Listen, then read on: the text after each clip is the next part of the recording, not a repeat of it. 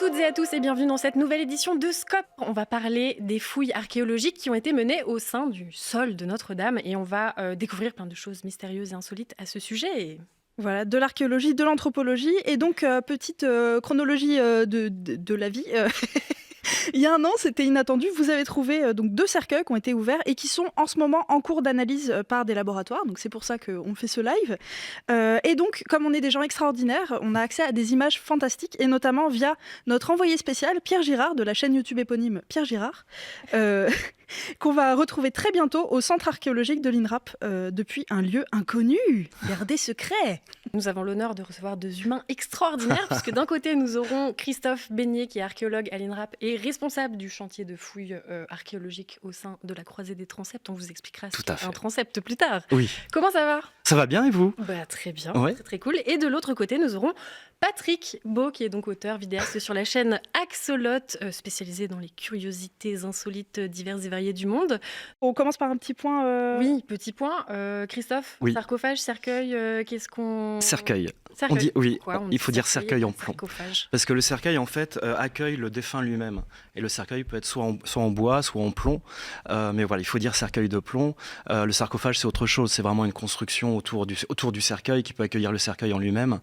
Et puis, il vaut mieux dire cercueil en plomb aussi. Ce sarcophage rappelle peut-être un peu trop aussi appel à l'imaginaire collectif, quelque chose de mystérieux, l'Égypte antique, etc. Donc il vaut mieux remettre un petit peu de raison et parler de cercueil de plomb. En plus, c'est le terme le plus adapté. Oui. Commençons avec les premières images extraordinaires. Donc Pierre, en direct d'un des centres archéologiques de l'INRAP. Voilà, je suis ici au Centre régional de recherche archéologique. J'ai récupéré, l'INRAP a eu la gentillesse de me laisser les clés, ambiance nuit au musée, et on va voir, c'est ici qu'arrivent tous les vestiges, que ce soit des cercueils, donc pas des sarcophages, des ossements, des céramiques, des restes d'animaux par exemple, et puis aussi ce vestige-là. C'est celui qui nous intéresse particulièrement aujourd'hui. C'est un des fameux cercueils de Notre-Dame qui est dans ce caisson. On va l'ouvrir ensemble. Ça va être absolument énorme de faire ça en direct ensemble. Et puis je ne suis pas seul aujourd'hui. Je serai accompagné de 2 archéologues de l'INRAP qui ont eu le privilège de rentrer à Notre-Dame et de réaliser ces fouilles. Elles vont m'accompagner toutes les 2 pour ouvrir et puis donc découvrir derrière moi. Il y a un immense entrepôt, vous allez voir, où arrivent tous les vestiges d'Île-de-France. Ça va être absolument énorme. Merci Pierre, on a très très hâte de voir tout ça. Donc on est le lundi 15 avril 2019. Oui. Un incendie se déclare dans la cathédrale. Il va y avoir un incendie pendant une quinzaine d'heures jusqu'au lendemain.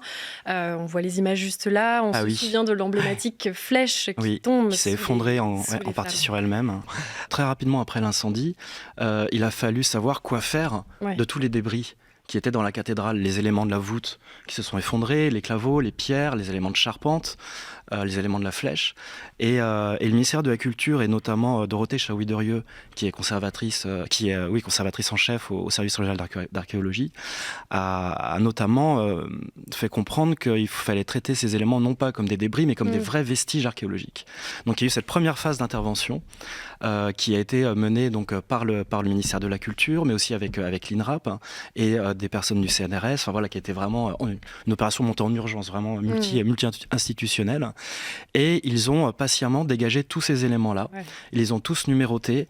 Tout a été spatialisé, en coordonnées X, Y, Z, c'est-à-dire tout est vraiment spatialisé en 3D en fait. Et ils ont réussi à tout sortir. Voilà, justement, on voit ces éléments. Et maintenant, en parallèle, il y a des groupes de travail qui se sont constitués avec différents thèmes. Sur le bois, sur la pierre, sur le métal, sur le décor. Et ces groupes de travail maintenant étudient tous ces éléments-là. 175 chercheurs, si j'ai bien compris, 3 groupes de travail. Et toi, tu étais responsable des fouilles archéologiques à la Croisée du Transept. Voilà, exactement. Alors, c'est où la Croisée du Transept ? Alors, la Croisée du Transept, c'est au milieu. Non, mais voilà, les plans d'église et de cathédrale ont une forme de croix. L'axe le plus long que l'on voit ici, on appelle ça donc la nef à gauche de l'écran et le chœur à droite. Et l'axe qui est orienté nord-sud, le petit axe, lui, c'est le transept en lui-même. Et voilà, la jonction entre les deux s'appelle la croisée de transept. D'accord, et donc c'est vraiment sous la flèche, en fait. Oui, c'est sous la flèche. Et pourquoi vous avez creusé à cet endroit-là précisément ? Alors, tout simplement, moi je fais de l'archéologie préventive, donc je travaille à l'INRAP, donc à l'Institut national de recherche archéologique préventive, et on intervient dès lors que un aménagement est susceptible d'altérer ou de détruire des vestiges archéologiques. Donc là, en l'occurrence, pour reconstruire la flèche, il devenait nécessaire en fait de construire un échafaudage de 100 mètres de haut, 700 tonnes. Et pour cela, il fallait décaisser une partie du sol de la croisée de transept sur une quarantaine de centimètres pour faire une dalle de fondation suffisamment solide pour accueillir l'échafaudage. Et qu'il ne s'effondre pas. Décaisser, enlever de la terre. Ok. C'est creuser, tout simplement. Oui. Ouais. Donc sur une surface d'à peu près 100 mètres carrés, ils avaient ce projet donc, qui du coup impacte le sol de Notre-Dame. Donc il y a eu une prescription de fouilles archéologiques.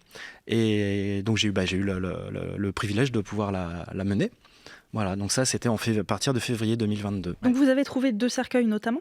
Oui. Ces cercueils-là, vous les avez trouvés à quel moment du coup ? En fait, il y en a un qu'on a trouvé relativement rapidement, celui dont on y reviendra mais dont on n'a pas l'identité. Je remonte un tout petit peu le fil, mais Viollet-le-Duc au 19e siècle a refait le chauffage au sol. Oui. Pour ça, il a creusé des grands calorifères. Bon, on voit exactement des tuyaux qu'on appelle les calorifères. Et du coup, on a trouvé ce premier cercueil au croisement de 3 calorifères. Voilà. Et donc voilà, on a pu l'identifier comme ça. Bon, ça a confirmé le potentiel déjà exceptionnel archéologique de Notre-Dame. Pour le deuxième, ça a été une autre histoire, puisqu'en fait, le dernier jour de la fouille, en fait, on a aperçu qu'il y avait un tout petit interstice, voilà, qui était visible entre 2 pierres. Et on a passé tout simplement la lampe du téléphone. Et là, on s'est rendu compte qu'il y avait une tombe maçonnée avec un autre cercueil dedans. Et intact, en place, sans remblai. Enfin, vraiment, voilà, une inhumation qui était complètement en place. Et donc, on est revenu pour le dégager. On va retrouver Pierre, du coup, qui va pouvoir nous montrer les cercueils dont on parlait, justement. Allez, séquence unboxing.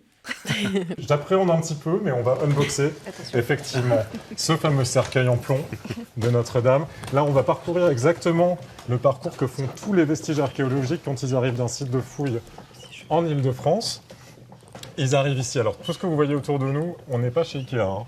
C'est vraiment des cartons qui contiennent tous les vestiges, alors pas seulement ceux de Notre-Dame, je crois que ça vient de partout en Île-de-France. De partout l'Île-de-France, ouais. Mais il y en a pas mal par là, ce qui est derrière moi, ça vient de Notre-Dame.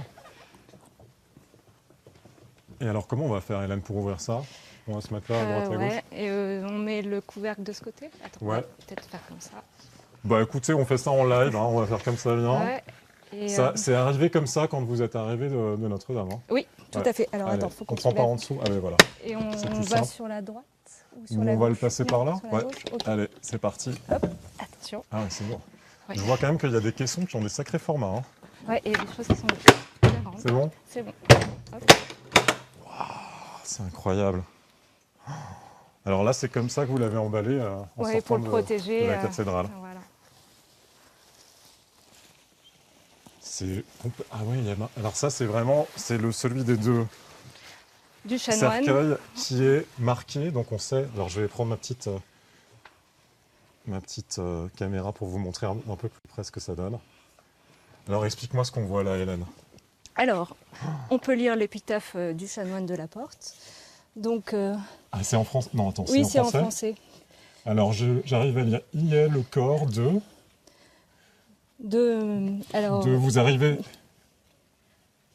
Vous arrivez sans doute mieux à lire que nous. De Messire Antoine de la Porte. Parce que je m'approche un petit peu de Messire Antoine de la Porte, chanoine de l'église. De Paris. De Paris. Décédé, donc on a même la date du décès sur celui-là. Décédé le 24 décembre 1710, dans sa 83e année. C'est génial. Donc là, vous aviez le nom dessus, c'était donc oui, c'était l'archéologie pour les nuls. Et donc celui-ci, vous l'avez ouvert, je vois exactement la trace ici, là, la trace, ça a été scié. Oui, alors on l'a découpé quand on est allé les ouvrir à Toulouse. Et donc il y a un deuxième cercueil qui est un petit peu plus loin, on va aller le voir, vous allez voir, c'est complètement dément. Et celui-là, il est un peu plus compliqué, je te suis ? Ouais. On l'a préparé ici. Donc là, il y a carrément un drap mortuaire dessus. On nous l'a prêté gentiment pour le recouvrir. Enfin... Université, établissement de santé. Donc ça vient de Toulouse. Ça vient de Toulouse, ok. Voilà. Ah ouais, mais c'est vraiment hyper émouvant parce qu'on a vraiment l'impression de voir la trace du corps. On voit la trace du corps, il est vraiment anthropomorphe, c'est-à-dire qu'il a été fait avec la forme de la tête, des épaules, et on voit même encore, on devine les bras, la forme des bras. À cet endroit-là. Hein. Ouais, juste même devant là, ouais. On va pas aller plus loin pour le moment, Vous allez voir, on va ouvrir un peu plus tard avec Hélène et avec sa collègue Camille, archéologue de l'INRAP, et voir ce qu'il y a à l'intérieur de ces cercueils. Et ça, on le fera dans quelques instants. Merci beaucoup, Pierre. Quelle séquence totalement exclusive et émouvante. On a beaucoup de chance. C'est hyper impressionnant. Pierre disait, on dirait presque qu'on voit les formes des bras. Comment ça se passe? Comment on fabrique ce cercueil? C'est coulé directement sur le corps? C'est pas moulé directement sur le corps, mais en fait, c'est fait sur mesure. C'est vraiment fait sur mesure. Ils prennent les dimensions du défunt et ils vont assembler les plaques de plomb en fonction des dimensions du défunt. Voilà. Et donc là, c'est intéressant parce qu'en plus, ces deux cercueils sont anthropomorphes tous les deux, mais ils sont très différents, aussi bien dans l'épaisseur que même la composition même du plomb. Et ils sont aussi différents vraiment dans l'assemblage. Par exemple, le cercueil du chanoine Antoine de la Porte, il est fait a priori avec 4 plaques de plomb distinctes. Celui de notre inconnu, il y a 6 plaques de plomb. Donc on va aussi nous intéresser aussi à tout ça, comment ils ont fabriqué les cercueils. Le plomb, c'est quand même très malléable. Oui. Comment vous avez fait pour les sortir sans tout déformer? C'était une sacrée problématique, ça. Parce que justement, nous, l'idée, c'était, de ne pas casser les cercueils, parce que effectivement, c'est un matériau qui est très mou, et de faire très attention que ce qui est à l'intérieur ne bouge pas. Il fallait vraiment ne pas que ça bouge, du tout, à aucun moment. Et en fait, donc, on a pu mettre une plaque rigide dessous, on a installé des élingues, là, avec un palan, tout ça, et on les a sortis comme ça petit à petit. Maintenant qu'on s'est un peu intéressé à l'entourage, c'est bien de regarder ce qu'il y a dedans du coup. Donc on va pouvoir parler un peu de l'enquête scientifique, de l'identification de ces corps justement. Corps, est-ce que c'est le bon terme? De ces sujets, de ces individus? Corps, oui, de ces corps, individus, sujets. Oui, il n'y a pas de souci. Okay. Donc on peut voir des images sans doute très bientôt de l'ouverture des cercueils. Ben voilà, là c'est un barnum qu'on avait installé justement pour vraiment découper les cercueils. Donc là, on installe sur la table d'opération, j'allais dire, le cercueil. Donc on a commencé par une première opération de nettoyage du cercueil en lui-même. Ah ben là, c'est mon collègue Pascal Raymond. L'ouverture à la grignoteuse. Voilà, exactement. qui du coup a découpé avec un talent incroyable. Il devait avoir une sacrée pression aussi, quand même, non? Ça, oui. Et du coup, vous avez découvert quoi à l'intérieur de ce cercueil-là? Déjà, on a trouvé les corps, plus de restes organiques. Par contre, notamment pour notre inconnu, des restes de peau au niveau du crâne notamment, des restes de cheveux, des poils aussi pour les deux. Et on a trouvé aussi sur notre inconnu, on a trouvé toute une couronne de fleurs tressées qui était au niveau de la tête. Donc soit c'était vraiment une couronne, l'analyse est en cours, mais soit c'était vraiment une couronne, soit aussi ça peut être un élément d'un coussin funéraire. Après sa mort, ils l'ont embaumé. Donc ils l'ont embaumé et notamment ça a passé par le fait d'enlever les parties molles du corps, donc le crâne. Donc ils ont scié le crâne. Avec un soin tout relatif, a priori, vu les premières analyses, ils ont dû s'y reprendre à plusieurs fois parce qu'il y a des traces voilà. Ouais. Donc c'est pour ça qu'on a, il a fait le crâne vraiment ouvert en deux comme ça. Et donc une fois que vous avez ouvert ces cercueils, on passe dans une étape d'un genre d'autopsie virtuelle. Il y a eu beaucoup d'imagerie qui a été utilisée. Oui. Comment ça se passe? Est-ce que vous avez enlevé les squelettes? Vous les avez passés au scanner? Qu'est-ce qui s'est passé? Alors, on a d'abord fait tout ce qu'on appelle une couverture photographique, des orthophotographies. C'est une série de photos qu'on prend de manière zénitale, qui après sont assemblées ensemble et forment une vue parfaitement zénitale, sans déformation, de l'intérieur du cercueil.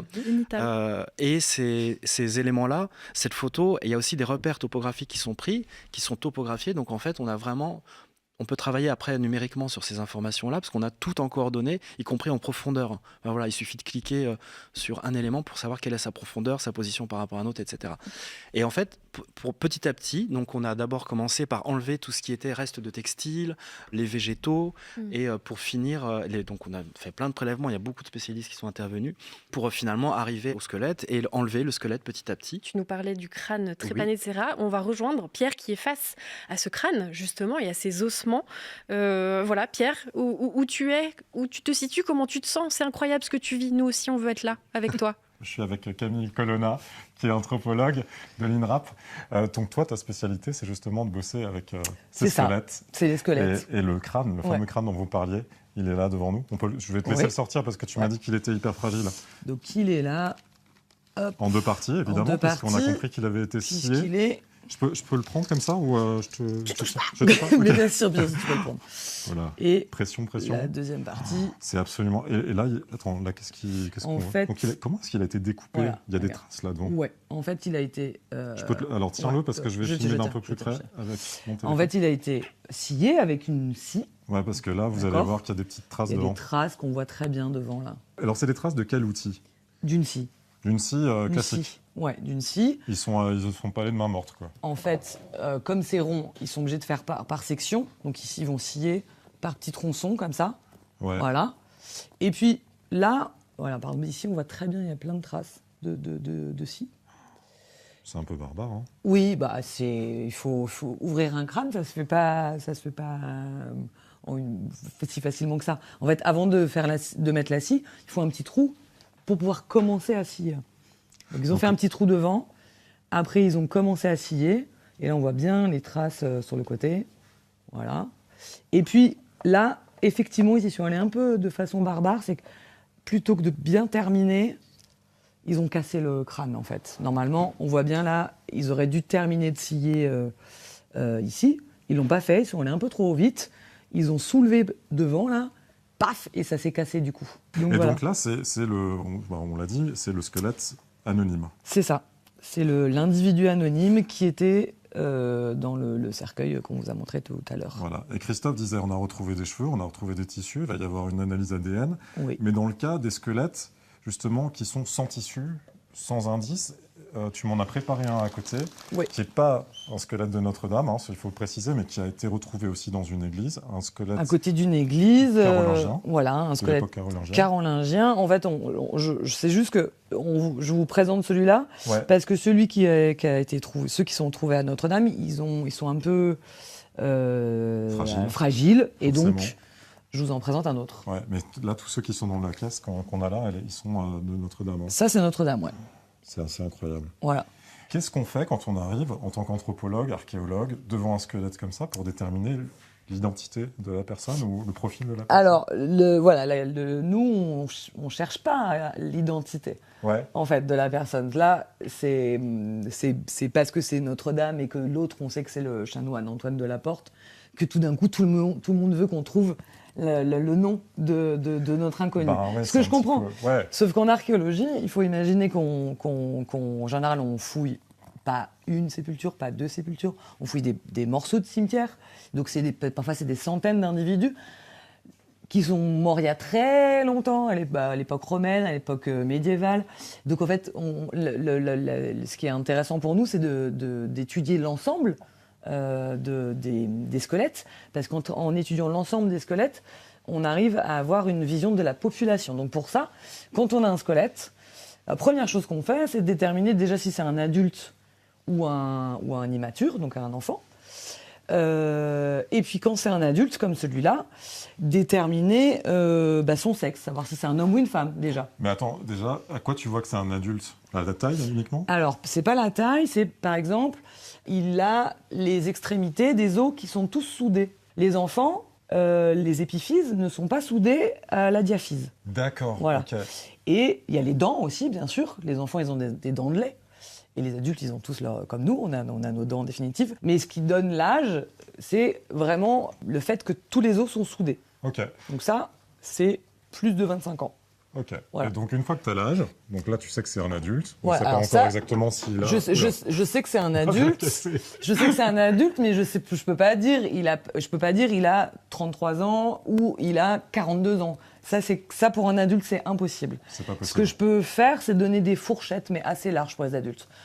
Autant pour les enfants, on peut avoir des fourchettes de 4-5 ans. Okay. Grâce aux dents et justement aux soudures. Okay. Donc là, on a des fourchettes, donc c'est 1-4 ans, 5-9 ans, 10-14, ça, on y arrive très bien.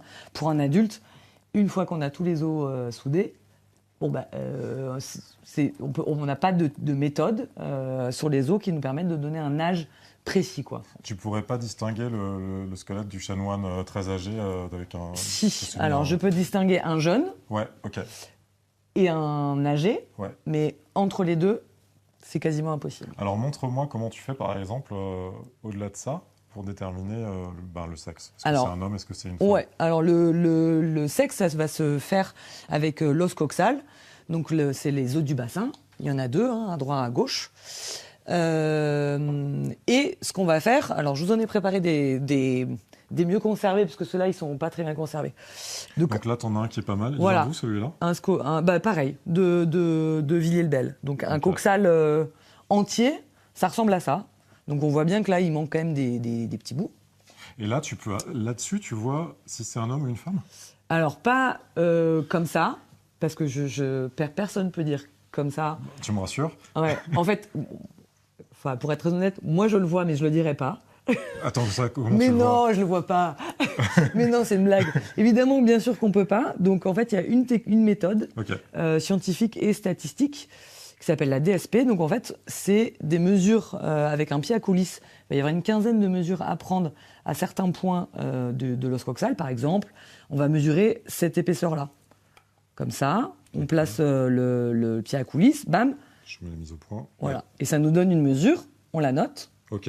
Et puis, on passe à la suivante. Donc là, on a, par exemple... Alors là, on a 27. On a 27. C'est juste après, tu vas le mettre dans une machine et ça va te calculer... J'ai 15 mesures, je les note, je remplis. Après, je mets dans mon logiciel statistique qui me permet d'avoir un sexe à 98% de fiabilité.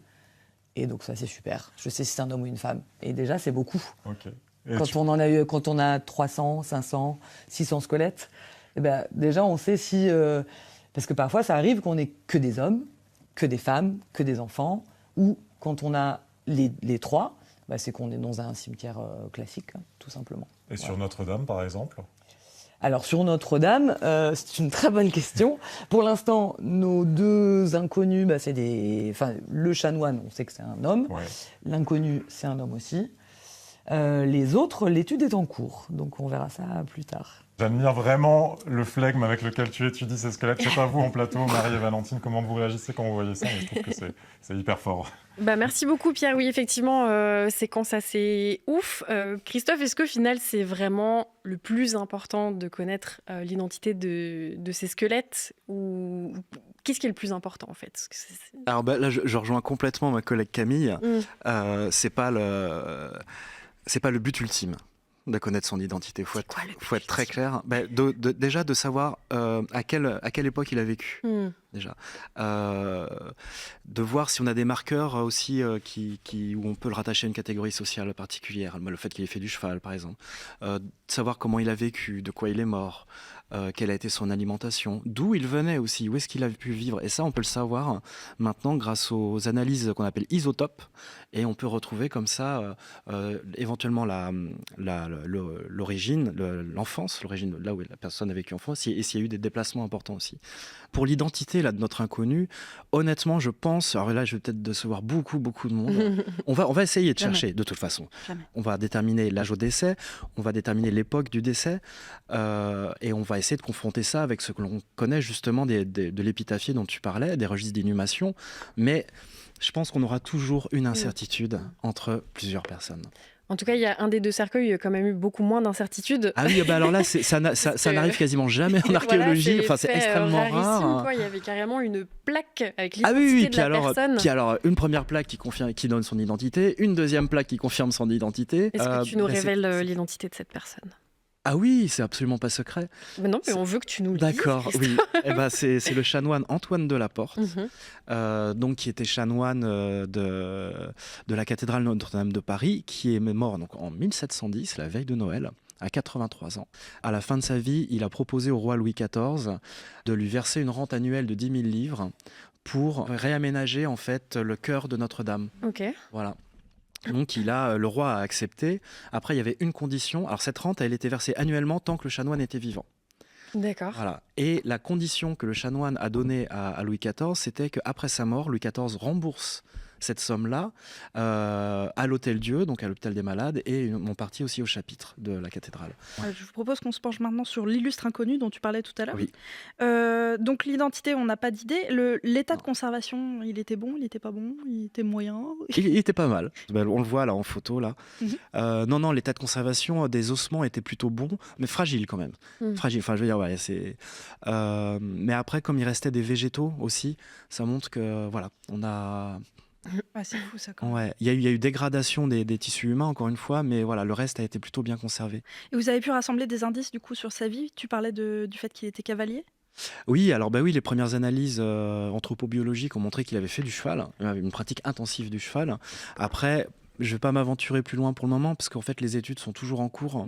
Là, voilà, maintenant, on est passé dans le temps de la recherche.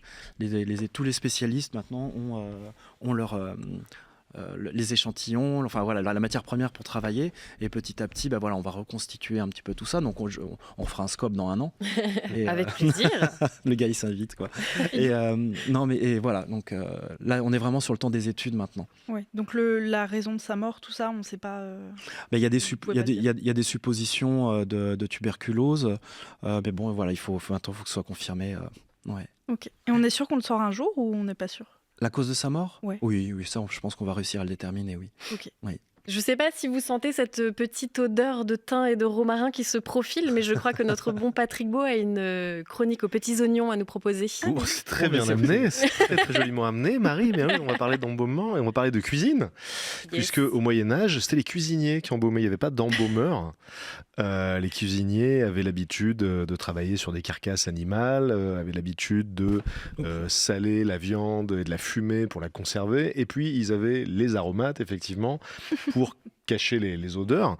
Donc c'était les cuisiniers qui s'occupaient de cette besogne-là. Et ensuite, c'est les barbiers chirurgiens qui ont pris le relais.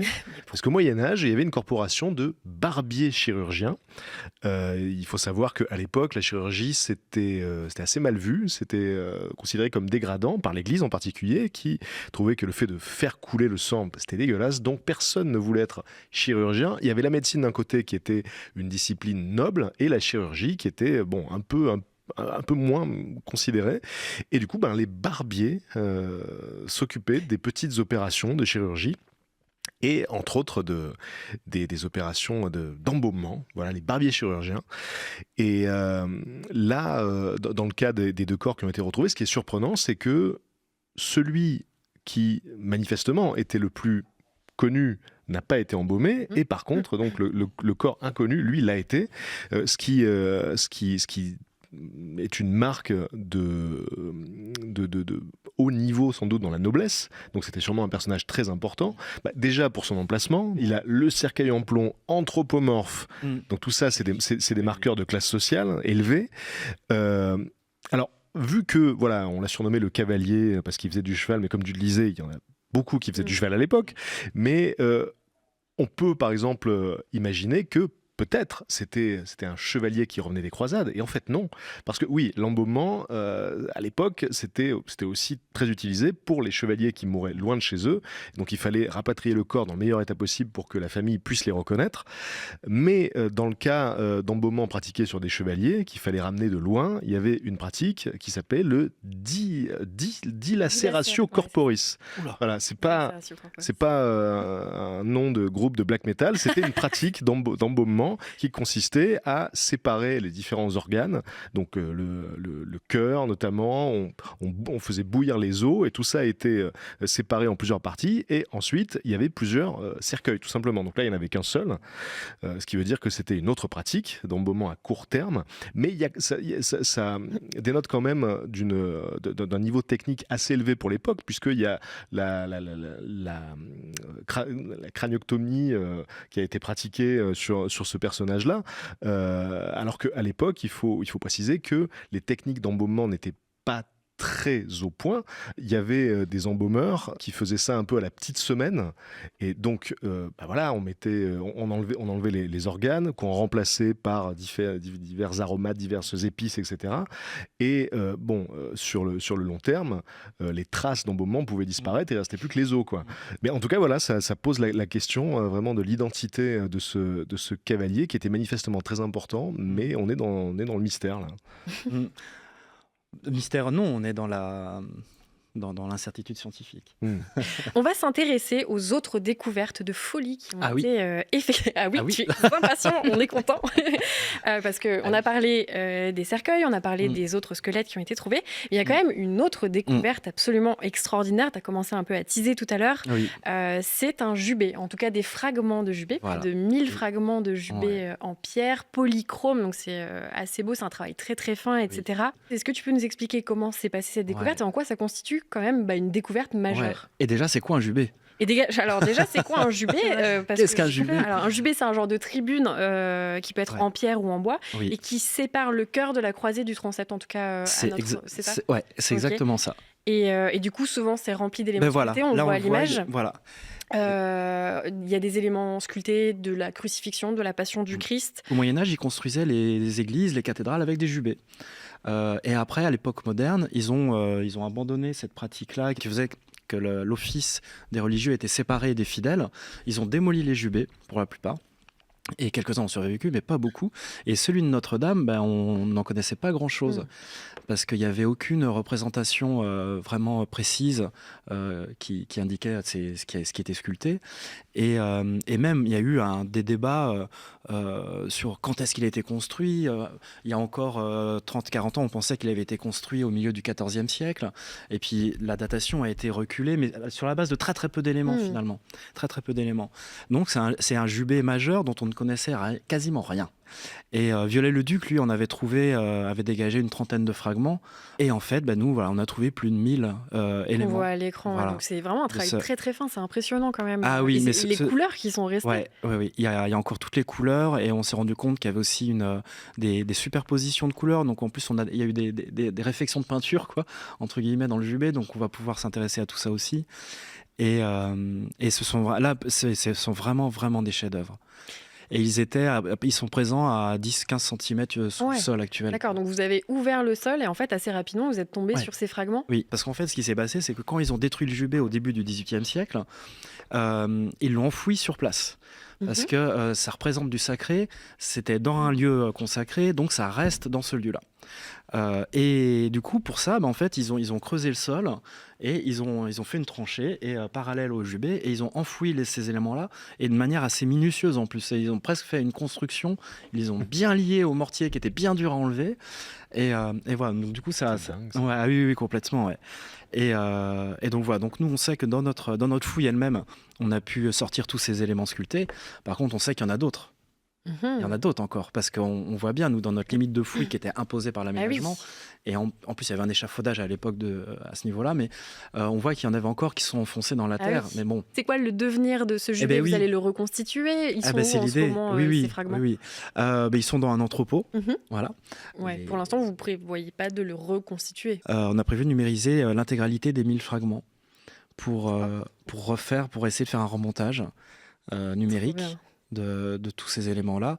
Et le but, à la fois, ça fait un archivage déjà numérique de ça, donc c'est intéressant.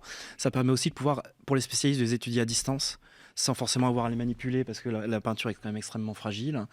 Et l'idée, c'est aussi de reconstituer ce qu'on a trouvé pour nous donner un aperçu de ce qui manque et de ce qui peut aussi potentiellement encore enfoui. Mais c'est absolument génial, parce que ça, je suis très enthousiaste, mais parce que en plus, le jubé Notre-Dame, on sait qu'il a influencé d'autres jubés en France. Donc, mais voilà, il nous manquait en fait presque la source d'inspiration, et on l'a retrouvé. Et, c'est le jubé de la cathédrale Notre-Dame de Paris, quoi. C'est les meilleurs artistes de l'époque qui y ont travaillé. On va remercier chaleureusement Arte, l'INRAP, le CNRS. On monte Pierre avant. Coucou Pierre, qui remballe. Qui remballe avec délicatesse. On remet en rayon. Je suis en train de tout remballer, je crois que sinon je vais rester là toute la nuit. C'était super, mais franchement, laissez-moi là toute la nuit, je reste avec Camille et Hélène, il y a plein de trucs que je trouve dans tous les coins. Et il faut que tu nous rejoignes aussi, Marie. Merci Pierre, c'était super. Pierre magasinier. À tout de suite. Du coup, on va remercier chaleureusement, comme je disais, Arte, l'INRAP, CNRS et aussi Christophe. Vraiment, ça a été incroyable. Merci à vous. C'était super intéressant de connaître tous ces petits pans de l'archéologie. Merci Patrick pour... j'ai encore des aromates dans les naseaux. Merci aussi à Z Productions qui nous a fourni toutes ces images exclusives qu'on a pu voir tout au fil de l'émission. À bientôt pour de nouvelles aventures scopesques. Au revoir tout le monde. On n'a pas chanté.